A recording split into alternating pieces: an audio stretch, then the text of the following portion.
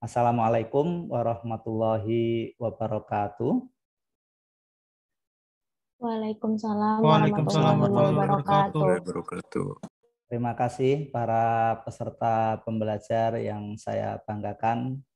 Selamat berjumpa kembali dengan saya, Bapak Saifuddin Zuhri, di dalam pembelajaran Islam Rahmatan lil Alamin. Pada pertemuan ini kita akan bahas satu topik yang berjudul Kerangka Dasar Ajaran Islam.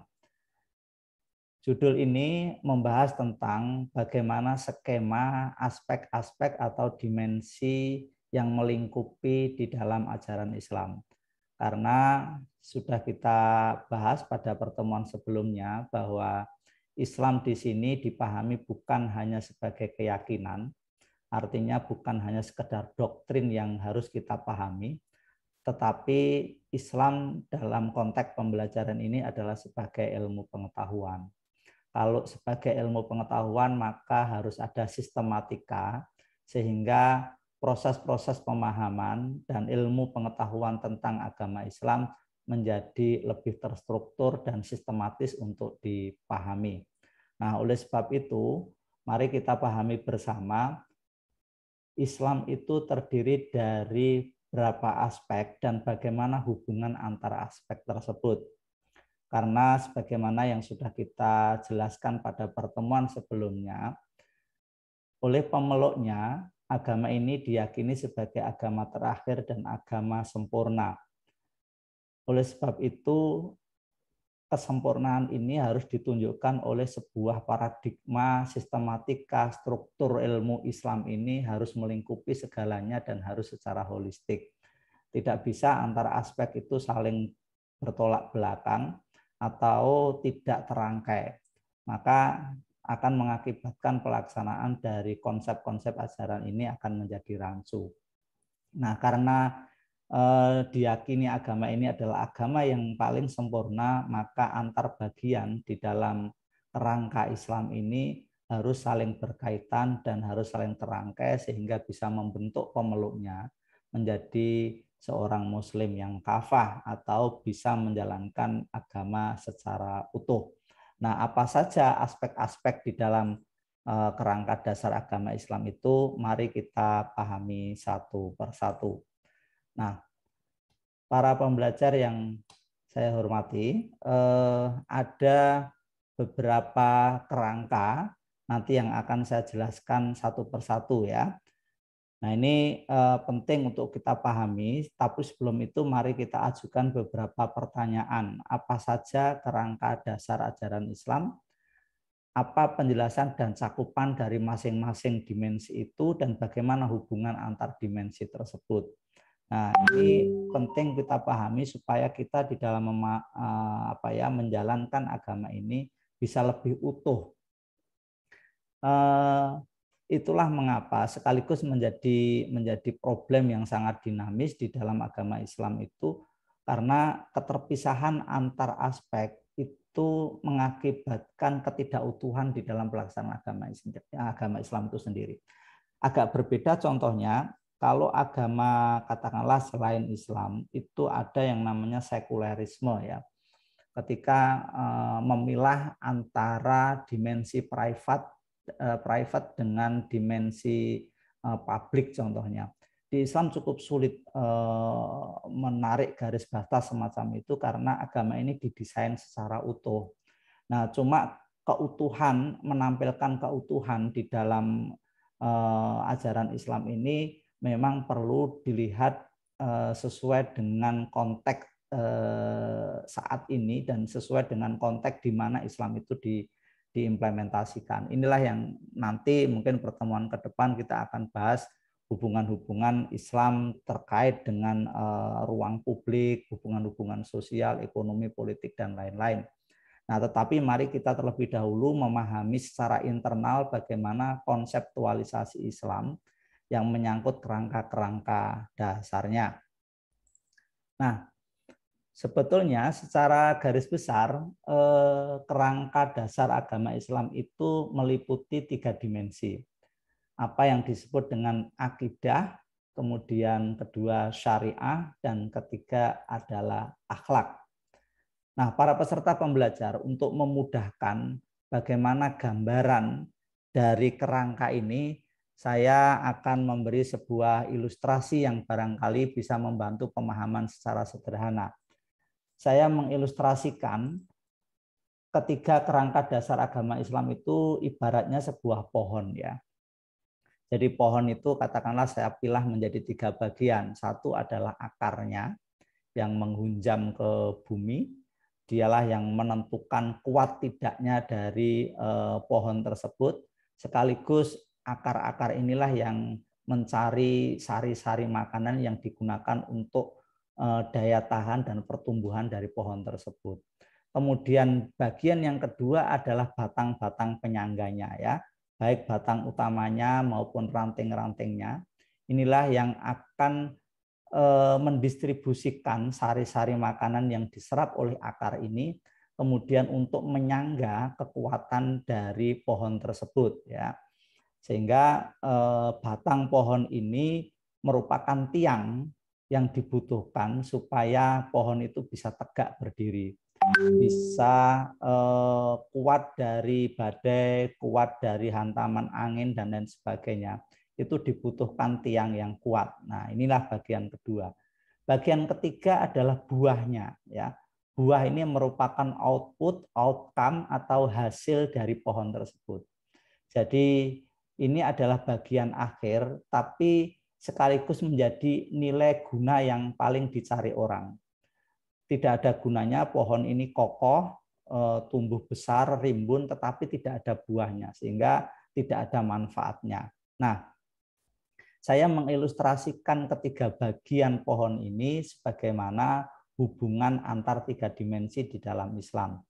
Akidah adalah bagian struktur di pohon ini adalah akarnya. Inilah fundamen atau pondasi paling dasar dalam agama Islam.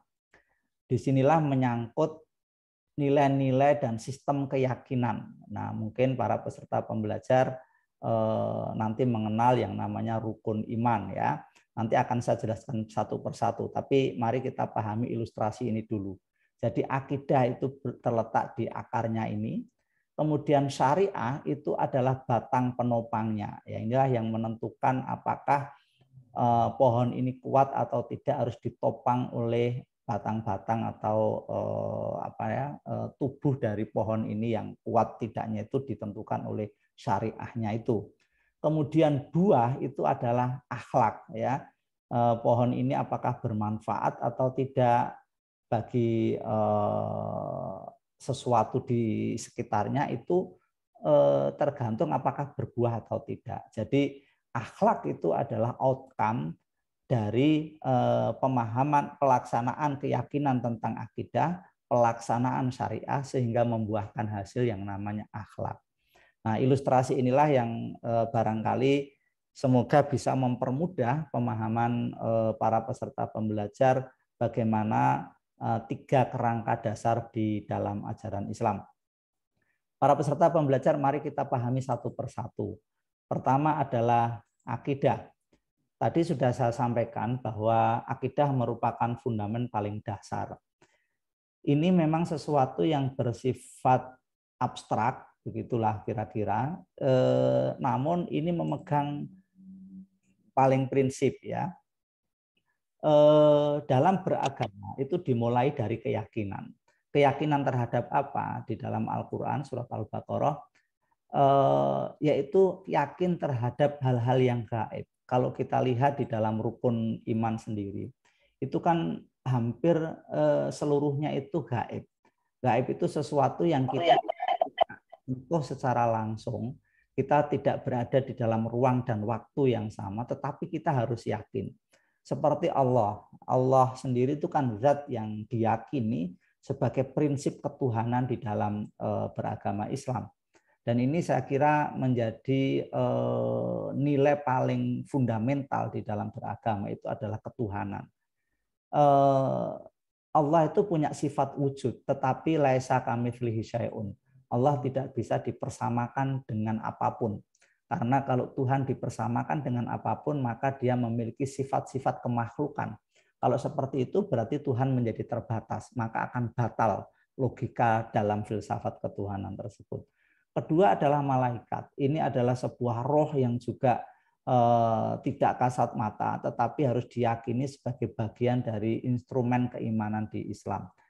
Kitab-kitab ya, kitab-kitab ini sebuah firman Tuhan, dan kita tidak hanya Al-Qur'an saja, kitab-kitab terdahulu pun kita harus meyakini, walaupun mungkin Al-Qur'an sebagai wahyu terakhir ini mungkin adalah kitab pedoman paling utama.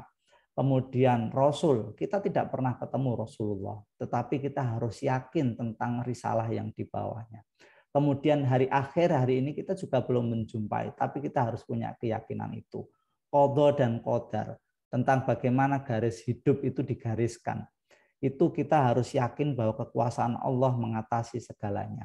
Nah, inilah prinsip keyakinan yang gaib di dalam Islam, tapi harus diyakini sekaligus menjadi fundamen orang dalam menjalani hidup di dunia ini. Inilah yang disebut dengan akidah, keyakinan tentang itu semua menjadi fundamen, menjadi dasar orang Islam atau Muslim itu dalam bagaimana memaknai kehadirannya di dunia dan kemana arah tujuan hidupnya. Itu semua didasari pada keimanan semacam ini. Kita beribadah, melakukan apapun ya di dunia ini, bagi seorang Muslim dalam keyakinan Islam ya harus didasarkan pada dasar keyakinan semacam ini. Ini memang abstrak ya, tetapi ini memiliki kekuatan paling penting di dalam sistem keyakinan Islam. Mungkin kita bisa melihat mengapa seorang Muslim bisa melakukan apapun atas dasar keyakinan ini. Kita menjalani hidup ini juga didasarkan pada keyakinan bagaimana risalah Nabi menjadi pedoman dalam menjalani hidup ini. Demikian tentang orientasi masa depan ya, hari akhir, kemudian qadha dan qadar, itu semua adalah membimbing proyeksi-proyeksi seorang Muslim ke depan. Nah, inilah yang menjadi dasar di dalam akidah Islam ya. Mungkin saya bisa membacakan sebuah ayat di sini yang disebut dengan rukun iman ya. Bismillahirrahmanirrahim, ini tertuang dalam surat Al-Baqarah ayat 177. Laisal birra an tuwallu wujuhakum qibalal masyriqi wal maghribi walakinnal birra man amana billahi wal yaumil akhir wal malaikati wal kitabi wan nabiyyina wa atal mala ala hubbih dzawil qurba wal yatama wal masakin wa benas sabil wasailina wa firriqabi wa aqamas sholati wa ataz zakah wal mufuna bi ahdihim idza ahadu wasabirina fil ba'sa'i wad dharra'i wa hinal ba's ulaika alladzina shadaqu wa ulaika humul muttaqun. Shadaqallahul azim. Dari ayat ini mungkin garis besar yang perlu kita ambil kata kuncinya adalah yang terkait dengan keimanan atau akidah adalah kebenaran atau kebajikan itu sebetulnya tidak bisa direduksi, diperangkap dalam sebuah bentuk-bentuk instrumen dalam hidup. Apakah kita menghadap ke timur maupun ke barat, itu sebetulnya bukan penentu kebenaran. Kebenaran di dalam Islam itu adalah ditentukan sejauh mana segalanya didasarkan pada keyakinan bahwa kita adalah makhluk Allah. Dan segalanya ditujukan ke Allah. Jadi itulah kunci kebenaran. Tetapi sekali lagi Allah di sini jangan dipahami sebuah fatalisme, kemudian manusia tidak diberi hak untuk melakukan apapun ya, seperti ikhtiar. Karena apa? Karena manusia itu punya predikat paling penting di antara makhluk lain, yaitu sebagai khalifatullah, ya, yaitu sebagai delegasi, sebagai wakil Tuhan di muka bumi ini. Selayaknya sebagai seorang wakil, maka dia harus memerankan siapa yang memberi perwakilan itu. Nah, dan Tuhan sportif dalam hal itu. Dia memberi delegasi, tetapi memberi sebuah bekal yang mencukupi. Apa itu? Yaitu akal. Disitulah kemudian manusia punya kemampuan dzikru asma'i kullaha, mampu mengurai benda-benda. Itu adalah kemampuan rasio, kemampuan logika, kemampuan akal yang mengungguli makhluk-makhluk lain, bahkan malaikat sekalipun. Jadi Tuhan tidak serta-merta menyuruh kita jadi wakilnya tanpa bekal. Tuhan membekali sebuah sebuah modal paling penting di dalam peran-peran mewakili Tuhan, yaitu dzikru asma'i kullaha, yaitu kemampuan mengurai benda-benda, yaitu kemampuan merekonstruksi, kemampuan mengidentifikasi. Ya, jadi mengapa ada ilmu pengetahuan, mengapa ada peradaban? Itu kan karena potensi akal yang bisa dikembangkan terus-menerus sehingga menjadi ilmu pengetahuan, menjadi teori, menjadi teknologi. Dan di dalam peran-peran itulah kemudian peradaban tercipta. Semuanya untuk apa? Ya, semuanya tentu saja ditujukan untuk menjalankan amanah Tuhan. Wa ma khalaqtul jinna wal insan illa liya'budun. Tidak aku ciptakan jin dan manusia kecuali untuk menyembahku. Nah, persembahan dalam konteks sebagai khalifatullah ini adalah ketika kita memaksimalkan potensi manusia yang telah dianugerahkan Tuhan kepada predikat yang bernama khalifatullah itu. Nah, itu semua dalam perspektif Islam menjadi benar ketika didasarkan pada keyakinan bahwa hidup ini semuanya adalah diabdikan untuk Allah. Nah, itu inilah makna dari ayat ini, mengapa saya katakan tadi bahwa dasar keyakinan ini menjadi fundament paling penting ya di dalam kerangka dasar Islam. Itulah para peserta pembelajar. Kemudian di dalam hadis Anda juga bisa melihat hadis yang diriwayatkan oleh Muslim, antuk mina billahi wa malaikatihi wa kutubihi wa rusuli wal yaumil akhir wa tu'mina bil qadari khairihi wa syarrihi. Saya kira ini adalah uraian dari unsur-unsur dalam rukun iman ya, yang ada 6 itu. Saya kira tadi sudah kita singgung. Itulah fundamen atau yang disebut dengan akidah di dalam ajaran Islam. Semuanya itu berpangkal pada suatu prinsip yang bernama tauhid. Mungkin nanti di rukun Islam ada namanya syahadatain, asyhadu alla ilaha illallah wa asyhadu anna Muhammad Rasulullah. Insya Allah di pertemuan berikutnya kita akan mengupas bagaimana syahadat ini harus dipahami dan diurai secara logik ya dan komprehensif. Nanti akan kita urai pada pertemuan yang akan datang. Nah, para peserta pembelajar, ini saya kira hanya skema saja bagaimana rukun iman itu menjadi dasar fundamental di dalam akidah Islam ya. Sejak percaya kepada Allah, malaikat, rasul, kitab, hari akhir, dan qadha dan qadar. Nah, yang kedua yaitu syariah. Tadi di ilustrasi kita gambarkan syariah itu adalah batang penyangganya.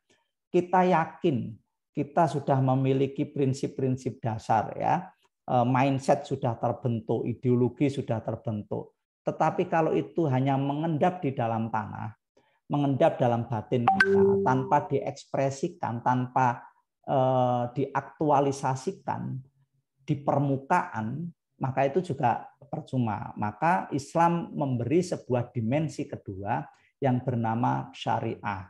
Ya, syariah itu dari kata dasar syara'a ya, itu adalah jalan atau kerangka. Nah, ini supaya apa? Keyakinan-keyakinan yang sudah tertanam itu akan terbingkai, akan terbungkus dan terjaga oleh beberapa aturan-aturan supaya bisa melindungi keyakinan itu.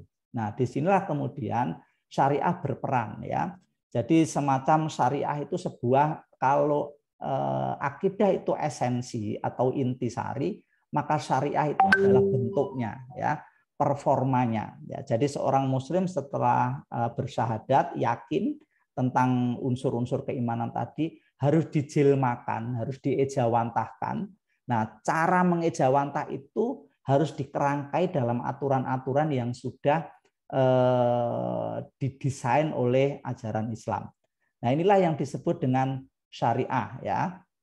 Nah, di dalam syariah itu sendiri memiliki dua dimensi yang disebut dengan hablum minallah dan hablum minannas. Hablum minallah itu adalah hubungan vertikal antara makhluk dengan sang kholik, antara manusia dengan Tuhannya, dan ini biasanya berdimensi private ya. Maka cara-cara menjalankan prinsip hablum minallah ini disebut dengan ibadah mahdhah ya. Ibadah-ibadah khusus, ritual-ritual khusus yang memang didesain secara simbolik yang tujuannya adalah menampung, mewadahi nilai-nilai insight ilahi yang melalui Rasulullah ya, dalam bentuk ritual-ritual ibadah yang tujuannya adalah berhubungan dengan Tuhan. Ya, itulah tujuannya ke atas. Kemudian dimensi yang kedua adalah hablum minannas. Ini mengatur hubungan secara horizontal, yaitu sesama makhluk, baik manusia dengan manusia maupun manusia dengan lingkungan atau alam semesta. Nah, ini semua diatur di dalam Islam ya. Bagaimana aturan-aturan ibadah itu seperti sholat, zakat, haji ya, puasa, itu semuanya ada aturan-aturannya ya. Itu sebuah ritual-ritual simbolik yang sebetulnya makna hikmah-hikmah di baliknya itu bisa kita tafsirkan, yang sebetulnya menyiratkan tentang dimensi-dimensi yang ada di dalam akidah. Jadi hablum minallah ini adalah perwujudan ibadah kebaktian seorang iman kepada Allah dan segenap unsur-unsur dalam keimanan itu yang diejawantah dalam pelaksanaan ibadah-ibadah ritual ya. Kemudian kalau hablum minannas ini adalah hubungan-hubungan sesama manusia. Nah, di sini ada bagaimana perilaku di dalam keluarga, bagaimana berinteraksi dengan orang lain, adab sopan santunnya, bagaimana perilaku-perilaku di dalam ekonomi, dalam komunikasi, di dalam ilmu pengetahuan, itu diatur di dalam hablum minannas. Nah, inilah dua dimensi di dalam syariah. Mungkin ada sedikit pertanyaan para peserta pembelajar yang mungkin nanti akan kita elaborasi lebih jauh di topik khusus. Bagaimana dengan hablum minannas ketika terkait dengan konsep-konsep sosial seperti politik, ekonomi. Mungkin dalam konteks global sekarang ini dan mungkin di Indonesia muncul wacana-wacana tentang konsep politik Islam. Maka ada yang berobsesi mendirikan negara Islam. Apakah syariah itu memberi ajaran atau tekanan di situ? Nah, ini mungkin menjadi diskusi yang nanti akan kita diskusikan secara khusus. Karena akhir-akhir ini persoalan syariah, terutama yang terkait dengan politik, makanya ada beberapa kelompok yang ingin mendirikan negara Islam berbasis pada konstitusi syariah. Itu cukup mengundang perdebatan dan problematik ya. Ini merupakan tafsir terbuka yang nanti kita diskusikan lebih jauh dengan topik yang khusus nanti. Nah, saya lanjutkan peserta pembelajar. Persoalan syar'i ini itu biasanya tidak terlepaskan ada beberapa jenis hukum ya yang bisa menilai sebuah perbuatan masuk dalam kategori hukum apa. Di dalam Islam, di dalam syariah itu ada 5 jenis hukum ya. Ada yang disebut wajib, sunnah, mubah, haram, makruh. Para peserta pembelajar bisa membaca pengertian singkat dari masing-masing jenis hukum ini. Yaitu wajib itu kalau dilakukan mendapatkan pahala, kalau tidak ya mendapatkan dosa. Hukumnya apa dulu? Kalau sebuah baik itu ibadah yang bersifat mahdhah maupun ghairu mahdhah, baik hablum minallah maupun hablum minannas, ada yang bersifat wajib ya. Seperti sholat ya, itu sholat 5 waktu itu wajib. Kalau meninggalkan ya berdosa begitu. Itu hablum minallah. Hablum minannas contohnya ibadah yang berorientasi pada orang lain. Seperti zakat. Bagi orang yang sudah sampai nisab tertentu, maka diwajibkan zakat. Karena itu memberdayakan orang lain sekaligus untuk menyucikan harta kita. Nah, kalau itu dilaksanakan ya mendapatkan pahala. Tetapi kalau tidak, ya tentu itu mendapatkan dosa. Nah, kalau sunnah itu dilakukan mendapatkan pahala, kalau tidak dilakukan tidak berdosa. Ya ini biasanya adalah perbuatan-perbuatan yang dianjurkan, ya. Itu sunnah. Mubah itu pilihan bebas, boleh dilakukan dan tidak dilakukan. Itu sama-sama free value, tidak mendapatkan hukum apapun, ya. Seperti pilihan-pilihan di dalam perilaku keseharian, kalau tidak mengandung madorot, itu boleh sebuah pilihan. Seperti apakah saya memilih warna biru atau warna hijau, itu kalau tidak mengandung risiko dua-duanya itu soal selera, itu mubah-mubah saja, ya. Apakah saya menggemari soto atau pecel, ya itu pilihan bebas. Jadi mubah itu seperti itu. Kalau haram itu kebalikan dari wajib. Itu dilakukan mendapatkan dosa, tetapi kalau ditinggalkan justru mendapatkan pahala. Nah, ini biasanya perbuatan-perbuatan yang mengandung resiko, ya, sehingga menghindari resiko itu sebuah kebaikan. Makro itu anjuran untuk tidak dilakukan. Ini adalah lawannya sunnah. Kalau sunnah itu dianjurkan untuk dilakukan, kalau makro dianjurkan untuk tidak dilakukan. Nah, para peserta pembelajaran inilah jenis-jenis hukum syar'i yang ada di dalam kerangka dasar ajaran Islam. Hanya saja para peserta pembelajar, untuk konteks saat ini di dalam peradaban modern, hukum-hukum jenis ini kalau kita amati semakin menyempit, berada di dalam koridor ibadah-ibadah keagamaan. Sementara di dalam ruang publik, katakanlah hubungan antar manusia di dalam sistem sosial, ya, seperti politik, ekonomi, sosial budaya, ya, termasuk ilmu pengetahuan. Jenis-jenis hukum ini biasanya relatif katakanlah kalau tidak dikatakan termarginalisasi, agak susah untuk beradaptasi dengan perkembangan, ya. Terlebih kalau kita lihat seperti peradaban modern sekarang ini berjalan begitu cepat, tapi produksi hukum-hukum Islam itu relatif ketinggalan. Nah, mengapa ini terjadi? Karena peradaban modern ini jujur saja secara objektif memang tidak berada di kendali umat Islam, ya, sehingga banyak sekali produk-produk budaya modern itu secara hukum itu menyulitkan Islam untuk beradaptasi. Saya ambil contoh begini. Baru-baru ini orang memperdebatkan tentang vaksin. Apakah vaksin itu halal atau haram? Nah, orang Islam biasanya begitu rigid hal-hal yang bersifat fikih kalau menyangkut hukum sebuah, katakanlah begini, divaksin konon dicurigai ada unsur babi contohnya. Orang Islam kemudian melalui MUI sangat mencurigai awal-awalnya, itulah yang menyebabkan banyak pihak, beberapa pihak itu menolak vaksin karena disinyalir ada unsur babinya, dan babi di dalam hukum Islam itu memang diharamkan. Kemudian orang tidak mau vaksin itu.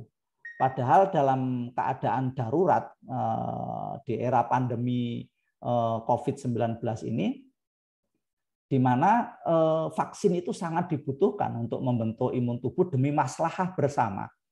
Nah, padahal vaksin yang tersedia dalam pengertian memenuhi kebutuhan jamak, didistribusikan dengan aman, teknologinya canggih, memiliki sustainabilitas bagus, itu memang vaksin yang diproduk oleh negara barat.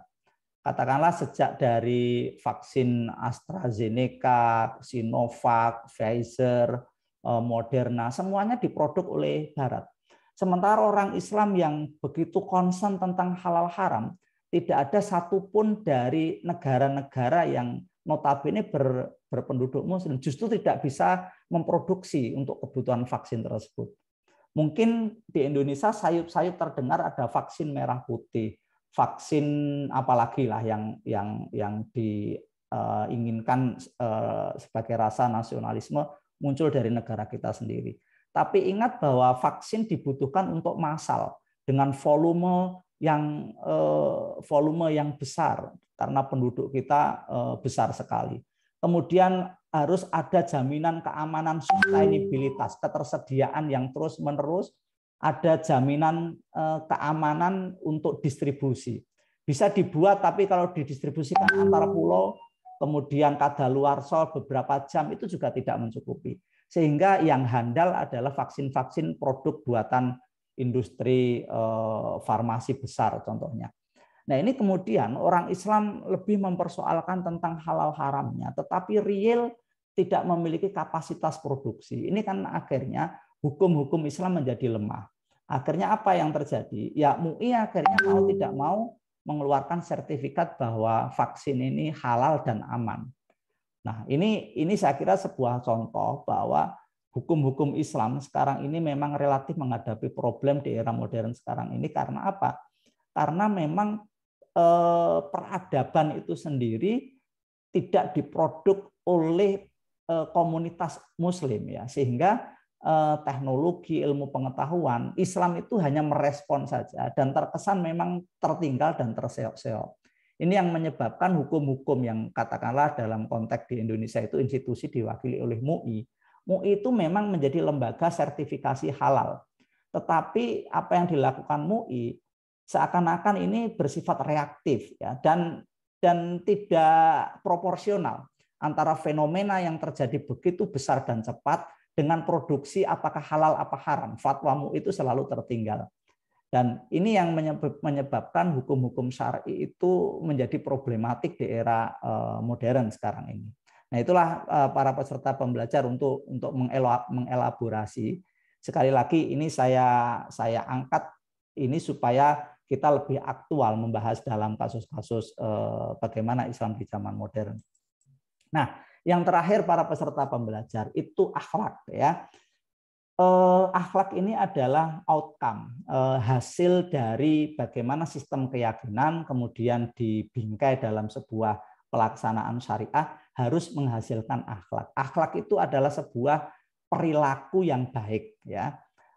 Percuma seorang Muslim keyakinannya kuat ya, semuanya serba Allah, sedikit-sedikit berzikir, ibadahnya kenceng ya, pemahaman syariahnya oke, tetapi perilakunya tidak oke. Pelaksanaan ibadahnya justru membuat orang lain takut, itu juga percuma. Saya ilustrasikan begini, coba kita semua amati desain tentang sholat. Sholat itu awalnya itu dengan takbir. Itu kan sebuah prinsip dasar akidah sebetulnya. Sholat itu dilaksanakan karena ada sebuah keyakinan bahwa yang paling besar, paling agung, maha besar itu adalah Allah. Dan manusia adalah makhluk yang kerdil, makhluk yang kecil. Dia tidak ada kalau tidak ada Sang Pencipta. Sehingga sholat itu dilakukan sebagai bentuk pengabdian. Maka takbir diangkat kedua tangan, Allahu Akbar. Menakbirkan itu kan mengagungkan Tuhan. Di bawah kesadaran bahwa kita ini makhluk gitu. Dilaksanakan dengan baik. Tapi ingat, di dalam pelaksanaan sholat itu tentu ada rukun dan syaratnya, aturan-aturannya jelas. Bagaimana itu harus dilakukan. Tetapi ujung dari sholat itu adalah assalamualaikum. Menengok ke kanan dan menengok ke kiri. Apa arti assalamualaikum? Itu adalah menebarkan salam. Salam itu kan keselamatan, kedamaian bagi siapapun yang ada di kanan maupun yang ada di kiri. Sehingga produk dari sholat itu sebetulnya adalah keselamatan bagi semesta. Makanya dalam konteks Islam rahmatan lil alamin itu, sholat itu mestinya berujung pada perilaku baik. Jangan sampai orang sudah mengagungkan Tuhan, membesarkan Tuhan, ibadahnya sudah benar, tetapi output dari peribadatannya, dari penjalanan syariat membuat orang lain ketakutan, membuat orang lain tidak nyaman. Itu tentu saja tidak didesain oleh Islam. Karena ibadah sholat yang didesain hablum minallah saja, itu sebetulnya outputnya adalah hablum minannas. Outcome-nya adalah bagaimana sholat ini dilaksanakan, memberi kedamaian, dan itu tidak peduli apakah yang diberi kedamaian itu satu kelompok atau tidak, Muslim atau tidak, itu tidak peduli. Islam tidak pernah menggariskan begitu. Muhammad Rasulullah itu tidak pernah memilah-milah berbuat kebaikan kepada siapapun. Muhammad itu menebar senyum bukan hanya karena dia sesama Muslim. Kepada orang kafir pun Muhammad senyum. Jadi ini menurut saya sebuah koreksi terhadap orang-orang komunitas agama kita sendiri yang kadang merasa imannya sudah kuat, ibadahnya sudah benar, tapi ekspresinya kemudian punya rasa bahwa orang lain lebih rendah, kemudian mengkafir-kafirkan, merasa dirinya paling suci. Ya, itu sebetulnya kontraproduktif dengan ibadah yang dilaksanakan. Karena apa? Di dalam Islam, akhlak itu bersifat universal. Makanya ada rahmatan lil alamin. Tidak peduli kepada siapapun. Ini yang perlu dipahami di dalam kerangka dasar ajaran Islam. Nah, di dalam akhlak ini para peserta pembelajar, akhlak itu bisa akhlak kepada Allah, tentu saja itu diatur dalam aturan-aturan peribadatan ya, ada zikir dan lain sebagainya. Kemudian akhlak kepada manusia, itu tentu saja ada berbagai etika dan etiket ya, norma-norma yang diatur di dalam Islam. Bagaimana kepada orang tua, kepada keluarga, kepada masyarakat, kepada sistem sosial ya, termasuk negara. Islam mungkin tidak memberi format yang baku tentang bagaimana kekuasaan dikelola, apakah monarki, apa demokrasi, apa teokrasi. Tetapi Islam memberi nilai-nilai universal seperti pemimpin harus adil, keputusan harus berdasarkan musyawarah, tetapi bagaimana formulanya itu antum a'lamu bi umuri dunyakum. Maka peradaban modern, perkembangan-perkembangan menjadi sah untuk menjadi pintu ijtihad di situ sebetulnya. Kemudian akhlak kepada orang tua, Islam sangat concern mengatur tentang etiket dan perilaku dalam ruang domestik ya, keluarga, anak terhadap orang tua, kemudian terhadap sesama anggota keluarga, itu Islam banyak mengatur di situ. Kemudian akhlak kepada lingkungan hidup ya. Ada sebuah hadis bahkan seorang muslim tidak boleh membunuh binatang sembarangan kecuali kalau binatang itu jelas-jelas membahayakan. Itu baru disahkan, itu pun dengan cara-cara tertentu. Tidak boleh menebang pohon sembarangan. Itu banyak hadisnya ya. Jadi kalau kita lihat prinsip-prinsip ajaran semacam ini sebetulnya Islam sangat rahmatan lil alamin. Hanya saja ekspresi dari kelompok-kelompok tertentu ini kadang yang mereduksi dari universalitas ajaran Islam semacam itu. Nah, para peserta pembelajar, di akhir pertemuan ini sekaligus sebagai kesimpulan, Islam kafah adalah Islam yang merangkai keterkaitan antara akidah sebagai prinsip dasar, syariah sebagai bingkai yang menjaga dan merawatnya, kemudian akhlak adalah buah dari perilaku kita sebagai seorang muslim yang bermanfaat untuk semesta. Ya, maka Rasulullah itu diutus wa ma arsalnaka illa liutammima makarimal akhlak. Tidak aku utus engkau hai Muhammad kecuali untuk menyempurnakan perilaku atau akhlak manusia supaya menjadi lebih baik. Kemudian ada juga sebuah dalil yang mengatakan khairun nasi anfa'uhum linnas. Sebaik-baik manusia itu ketika bermanfaat untuk orang lain ya. Orang lain itu siapapun termasuk alam semesta ini. Nah, demikian para peserta pembelajar kerangka dasar ajaran Islam. Saya berharap mungkin ini bukan hal baru di dalam proses pembelajaran Anda. Tapi mari kita kembangkan terus karena ilmu itu selalu berkembang. Semakin banyak kita pelajari, semakin terbuka rasa ingin tahu kita. Nah, kita sebagai seorang yang beragama, sudah lama kita meyakini agama ini, tapi jangan sampai pernah berhenti bahwa pemahaman itu kita bekukan dan kita sembah-sembah sendiri pemahaman itu. Nah, cara untuk mengembangkan adalah mari kita dialogkan dan mari kita berikhtiar, membaca terus-menerus, semoga kita dalam beragama ini semakin baik dan semakin bermanfaat. Demikian para peserta pembelajar, mari kita lanjutkan dengan dialog atau saling berkomentar dan pertanyaan supaya pemahaman semacam ini menjadi lebih berkembang. Kurang lebihnya mohon maaf. Astagfirullahaladzim. Wallahu a'lam bishawab. Wassalamualaikum warahmatullahi wabarakatuh. Terima kasih.